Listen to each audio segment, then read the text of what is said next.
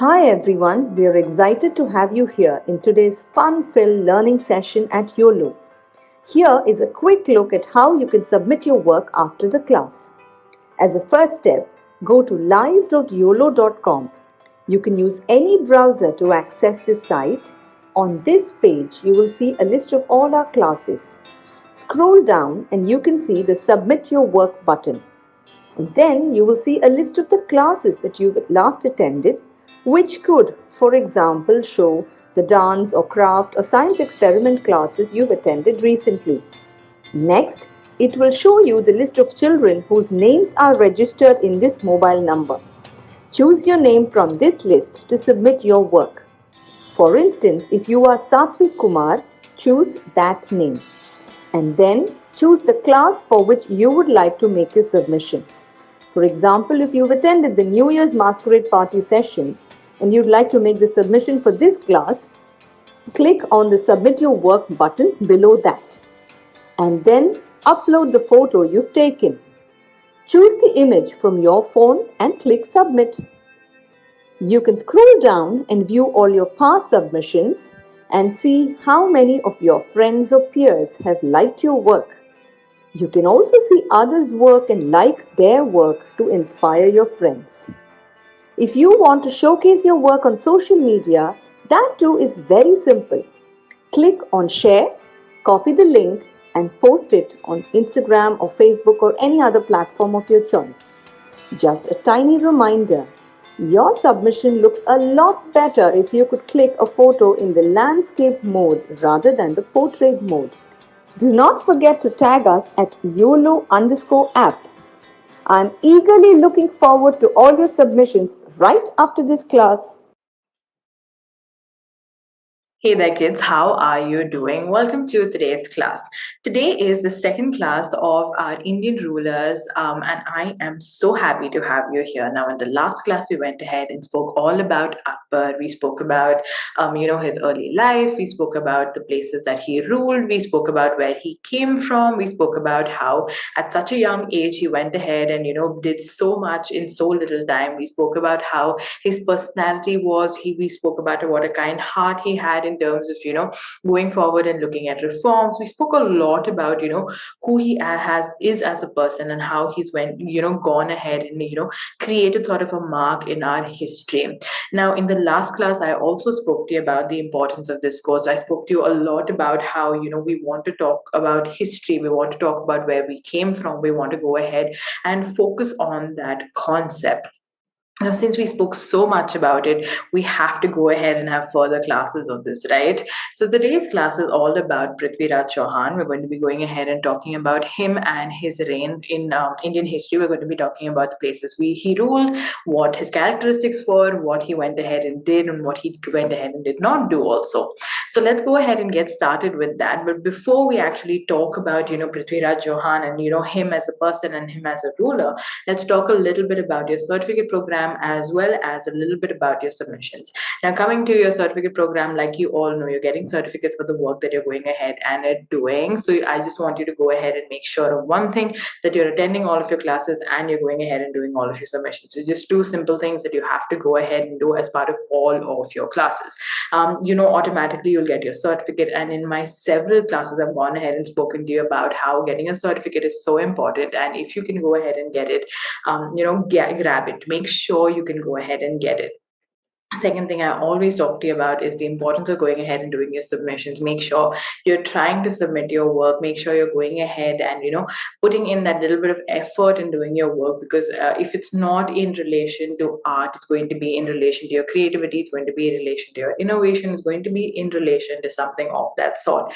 So make sure you're going ahead and doing your submissions on time as well. So let's go ahead and get started with our topic at hand today, which is Prithvi Chauhan. Now, coming to Prithviraj Chauhan's early life, Prithviraj Chauhan was basically born to the king called Jahamana king, and his actual name was Someshwara, and the queen was basically the princess of Kalachuri. Now, these are really confusing names, so you really don't have to worry about it, but all you basically have to understand and remember that Prithviraj Chauhan was also born in the northwestern part of India, and he was basically native to Gujarat. So he was born in Gujarat as well as his brother was basically born in Gujarat.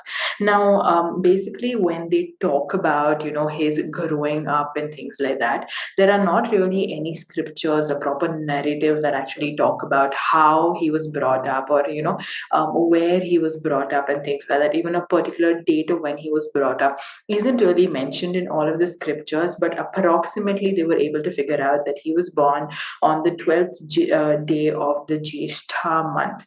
Now, coming to that understanding, it is kind of predicted that Prithviraj Chauhan was born at some point of time between 100 and 1166 CE to 1167 CE. So he was kind of born in that kind of a year. Now, coming to his education, in terms of whether he studied or not, Prithviraj Chauhan was suggested to be very, very, very well educated. So he was one ruler who studied a lot in his childhood years. He was someone that he was, who was very learned. He was someone who was taught a lot. Now, based on the Prithvi Raja Vijaya, which basically is sort of like a book, it states that he went ahead and mastered 6 languages.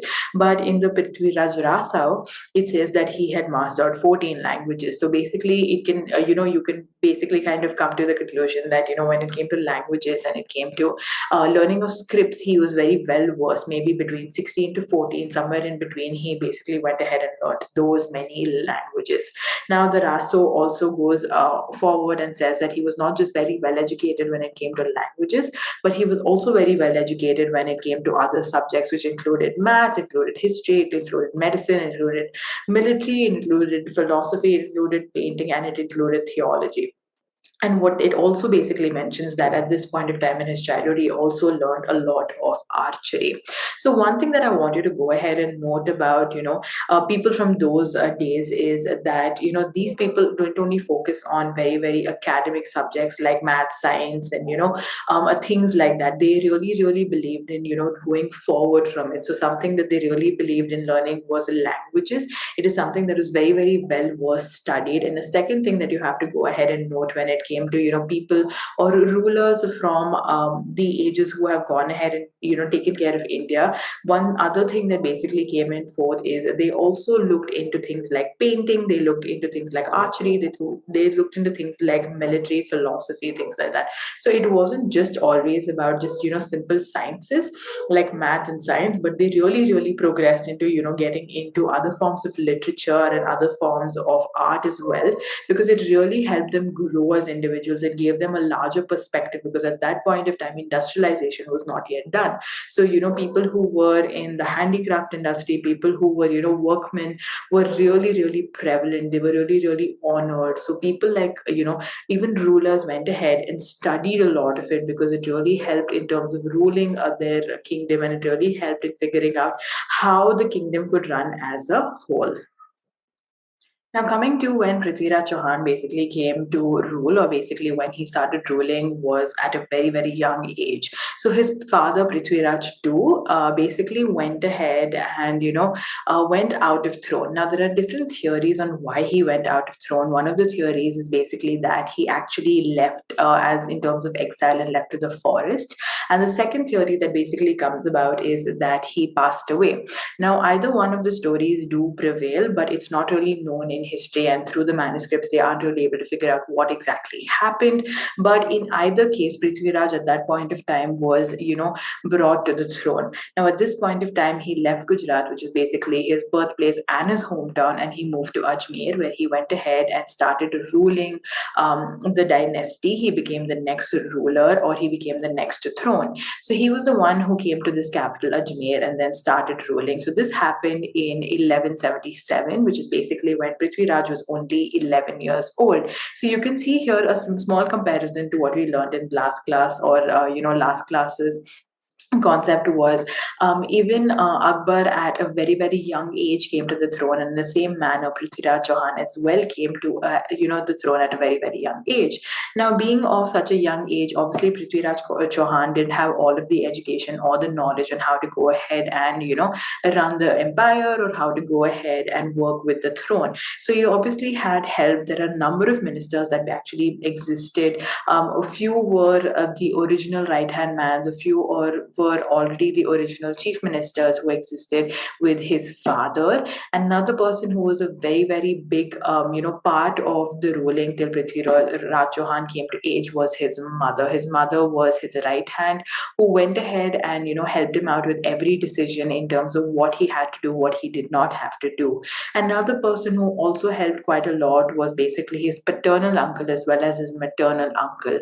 Both of them basically helped him a lot in trying to figure out how he should go ahead and rule the throne, how he had to go ahead and move forward with ruling the kingdom. Now, obviously, at that point of time, it wasn't just about maintaining peace. It wasn't just about going ahead and just ruling over a period of time till he became of age, but it was also a lot about maintaining the status of the throne. It was also about maintaining his kingdom. Obviously, being of such young age, there were a lot of people who would come ahead and attack the throne in order to capture parts of his territory and his empire. So, constant battle, constant war was always a part of his life growing up as well. Now, at this point of time, obviously, his mom, the ministers who existed from his father's time, as well as his paternal, as well as his maternal uncle, were the ones guiding him on how he had to go ahead and rule in terms of any invasions that basically came about. Now, coming to how much of India Prithviraj Chauhan basically went ahead and ruled, it was kind of hard again to kind of figure out where Prithviraj Chauhan basically ruled, but an approximate idea was given by a historian called R.B. Singh. He basically suggested that Prithviraj Chauhan's empire extended from the Sutlej River in the west. So, if you look at the map right here that we have, the Sutlej River basically extends somewhere very close to Gujarat, and then on the east, close to the Batwa River. So the Batwa River sort of, areas around Delhi, Madhya Pradesh, and Uttar Pradesh. So, like I mentioned earlier, he went ahead and ruled parts of Madhya Pradesh, Uttar Pradesh, a little bit of Delhi, a little bit of Punjab. So, if you look from side to side, then you'll notice that, he kind of extended on that whole top northwestern part of it. And when it comes to, talking about where it started from on the top. Basically, it started from the Himalayan foothills. So he did not rule anywhere above in terms of the Himalayas, but only below the Himalayas. So everywhere, under Nepal, under Jammu and Kashmir and things like that. So that is where his empire started on the top, and coming towards the south, it was up to Mount Abu. So Mount Abu sort of ends somewhere in Gujarat. So that's where he basically went ahead and ruled. So again, talking about which parts of India he ruled in today's day and age, it would include present day complete of Rajasthan. It would include the southern part of Punjab. It would include the northern part of Madhya Pradesh. It would include the western part of Uttar Pradesh. So if you look also at this map right here, you can notice that there are some stars. So there's one star and there are like 2-3 pillars that are basically there. Now these all are all of the pointers or the spots where they could go ahead and find artifacts. So they could go ahead and find things left behind from the Prithviraj Chauhan empire. So obviously there were coins, they could be like objects, they could be probably like a few statues here and there. So all of that was basically part of Prithviraj Chauhan's empire, and it dates back to that time. So this basically marking also gives us an idea of approximately where he ruled and around which areas he went ahead and had his empire and all of the influence that he had at this point of time. Now, coming to Prithviraj in terms of his rule, he basically had a lot of conflicts with corresponding rulers. So there were a lot of rulers, obviously, in and around where Prithviraj Chauhan ruled, and he had a lot of conflicts when it came to people. So some of the people that he basically went ahead and had conflicts were the Nagarjunas. He had, huge conflicts with the Nagarjunas in the Gurgaon region. Other people that he had conflicts with was the Bhadanganas. The other conflicts that he basically had were the Chalukyas of Gujarat. Now, he obviously ruled parts of Gujarat, but the rest of the Gujarat was still open in terms of ruling. So the Chalukyas of the Gujarat was someone he had on and off battles with. Another set of people that he had were the Parmanus of Abu. The others that he had was Kannauj and other rulers, for example, the Kila Rai Pithora, places like this were, ruled and unruled by Prithviraj Chauhan on and off. He had a lot of issues with, people on and off, even Hindu rulers as well as Mughal rulers. It was sometimes in terms of, invasions, and when there were like actual wars and battles that were basically went ahead and fought. But there were other times when it was just, mutual disagreements that, took place. Now, coming to the battles that he had basically two major battles, which was the first battle of Terrain and the second battle of Terrain that basically existed. And after this was when he basically passed away, and the fall of the whole dynasty happened at this point of time. Now, the death of Prithviraj Chauhan basically happened in Ajmer itself. It happened at the capital of Ajmer, and it happened by Muhammad bin Sam. He was the one who basically went ahead and killed, Prithviraj Chauhan. He took over the whole empire of Prithviraj Chauhan as well. Now, again, coming to where the evidences are of this was basically coins were found during the Prithviraj Chauhan dynasty, as well as the taking over of Muhammad San came about.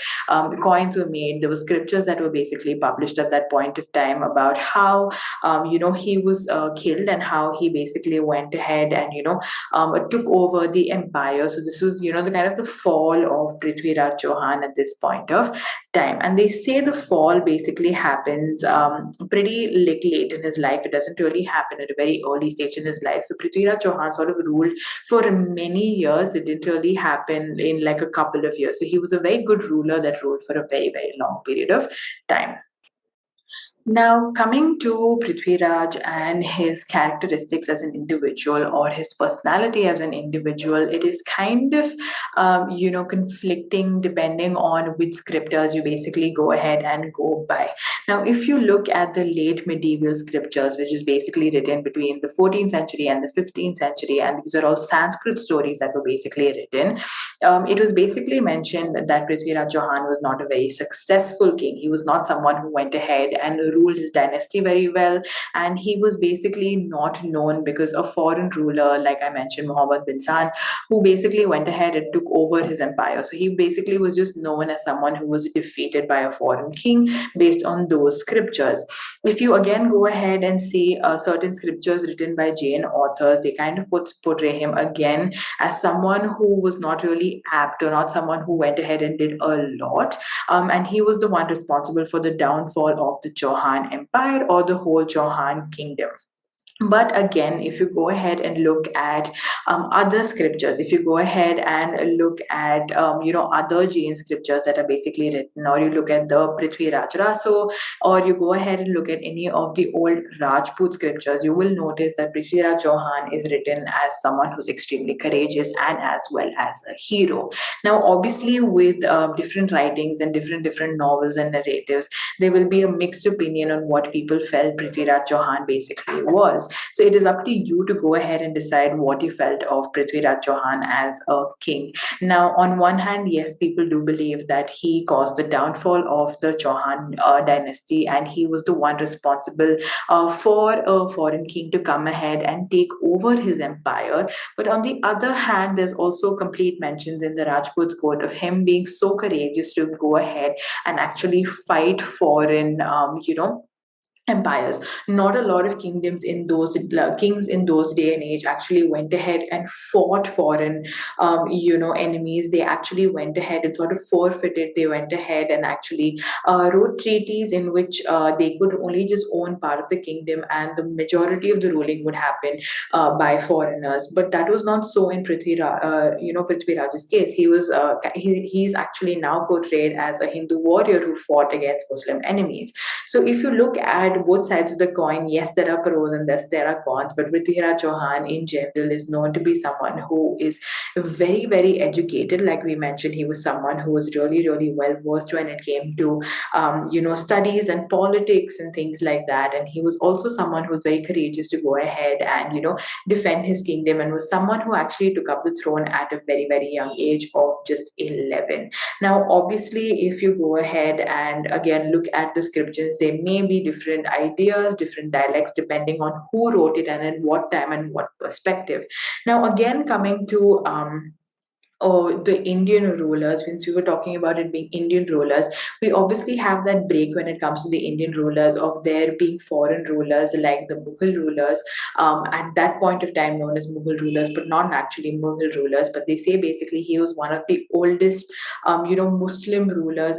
Sorry, he was one of the oldest Hindu rulers, and he was one of the most courageous Hindu rulers of the time, and he was one of the last Hindu rulers as well, till the Mughal Empire basically came about. Once the Mughal Empire came about and the Delhi Sultanate came about, the Hindu ruling of North India was basically done by Mughal emperors on a very large scale. So Prithviraj Chauhan, we can also say, was someone who came before Akbar. He was one of the people who was before Akbar, who ruled as a Hindu king. Now, obviously, after that, we do have all of the Mughal kings or the Mughal Empire running.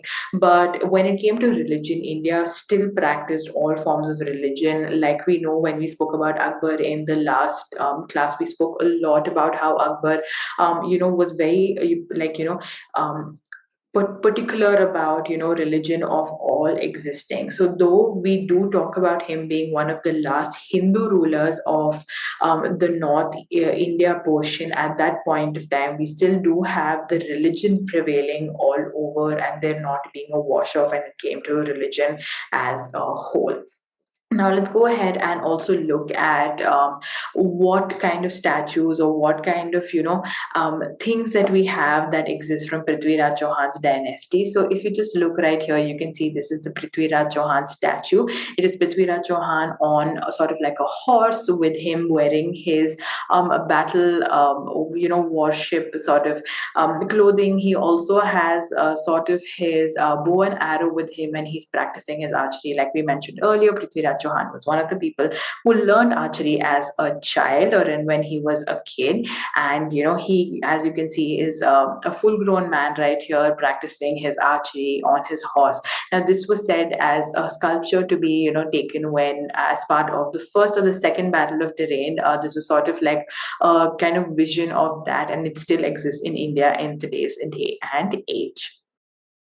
Now, coming to Prithviraj Chauhan, like I told you, I've given you sort of like a whole gist about what Prithviraj Chauhan has basically gone ahead and done, how his rule has been, how his childhood has been, the parts of India that he basically went ahead and ruled, and how, our culture was basically defined by it. Now, coming to your submission for today's class, what is it that I want you to go ahead and do? Now, what I basically want you to go ahead and do is find something related to Prithviraj Chauhan. It could be sort of like a depiction of him. It could be a picture of the statue that I showed you right here. It could be a childhood photo of Prithviraj Chauhan. It could probably be a coin, or it could be something that, in history that has existed in Prithviraj Chauhan's dynasty, or it could be sort of like a place that Prithviraj Chauhan went ahead and ruled, probably Gujarat, probably, parts of Rajasthan, probably parts of Punjab. So something in relation to Prithviraj Chauhan, I basically want you to go ahead and pick up, and I want you to go ahead and click a picture with that. Now, this could be a picture. You can also go ahead and do an illustration if you like, or if if it's not too hard. Let's say the map of Gujarat or the map of Ajmer. If you want to go ahead and draw that out, illustrate it, color it out, and click a picture of that and upload it, whatever you can come up with when it comes to Prithviraj Chauhan. You can also probably dress up as Prithviraj Chauhan if you go ahead and see the pictures that I just shared with you, or if you go ahead and look up a picture online, you can see his turban and you can see how he's gone ahead and dressed out. You can probably take a picture of yourself dressed as Prithviraj Chauhan and upload it. So anything that you can go ahead and come up with, I want you to go ahead and come up with and upload it as part of your submission for today's class.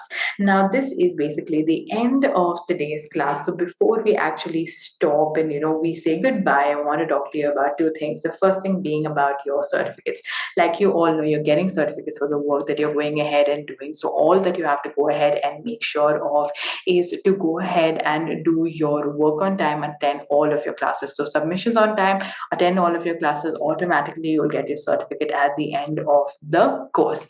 Second thing to remember, do your submissions irrespective of how you've done, good, bad, ugly, whatever it is. Make a point, make it a habit. It is your homework to go ahead and do, or it's an in-class activity that you go ahead and do. So make sure to make it a habit to go ahead and do your submission irrespective of how you've gone ahead and done, irrespective of whether you think your idea or your creativity is good enough or not. I just want to encourage you to go ahead and always do your work on time.